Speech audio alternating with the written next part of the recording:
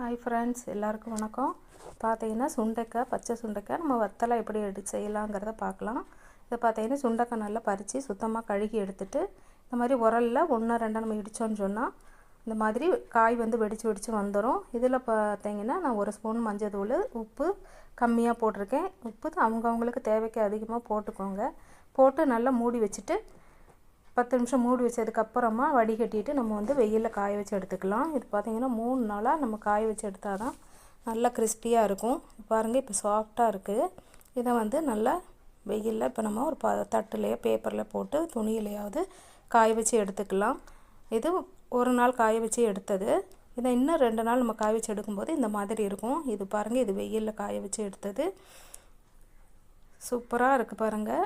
இது வந்து ஓவனில் காய வச்சு எடுத்திருக்கேன். பிடிச்சிருந்தா ஒரு லைக் போடுங்க. அதை வந்து நல்லா பொரித்து எடுத்துக்கலாம். சூப்பராக இருக்குது பாருங்கள். நன்றி.